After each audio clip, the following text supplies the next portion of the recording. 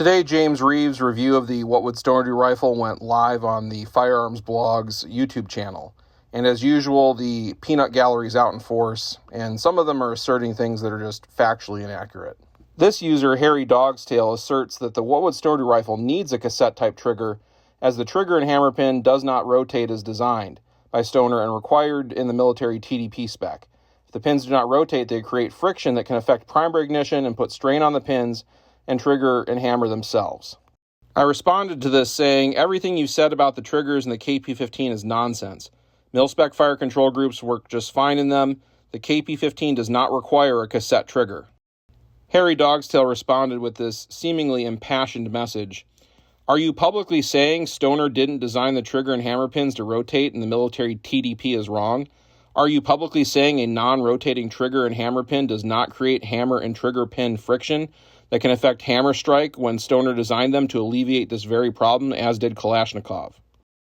No, what I am saying is that your assertions about the KP-15 receiver are false. The hammer pin does in fact rotate, as I will demonstrate in this video. First up, I have this mil-spec forged lower with mil-spec fire control group. I've marked the pins with Sharpie so we can observe the rotation. What we're going to see is the hammer pin does rotate, but the trigger pin does not. The reason for this is the trigger is pivoting around the pin as it's held in place by the legs of the hammer spring, and the pin that's going through the hammer is held in place with the J pin inside the hammer. So of the two, that is the one that needs to rotate. Next up is a mil-spec black KP-15, mil-spec fire control group. That's what I mean by mil-spec. And we can see again, the hammer pin does in fact rotate with the hammer.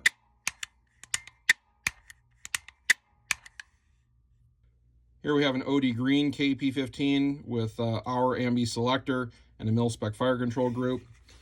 As we can see, the hammer pin does in fact rotate. So I'm not sure where this notion that the pins in the KP-15 don't rotate with the mil-spec fire control group comes from, or why someone would think it requires a cassette trigger. Mil-spec configured lowers are the most popular selling one next to stripped receivers. The cassette style triggers that K-Arms makes, like the SLT and the DMR, the pins don't rotate because the hammer and trigger rotate around the bushings in those particular trigger designs. I believe this has debunked the assertion that the KP-15 requires a cassette style trigger and that the pins don't rotate. As we've seen with the aluminum receiver, the trigger pin does not rotate, but the hammer pin does. As for the rest of the post, it's all personal preference. What grip and stock you like the best, if you want backup sights or don't care if you have backup sights, if you want a forward assist or don't want a forward assist, those things are all personal preference issues that can be debated ad nauseum by a lot of other people.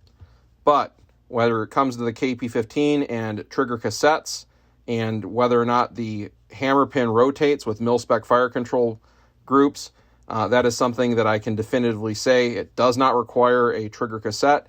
Mil-spec fire control groups work, and the hammer pin does indeed rotate. Thank you for watching.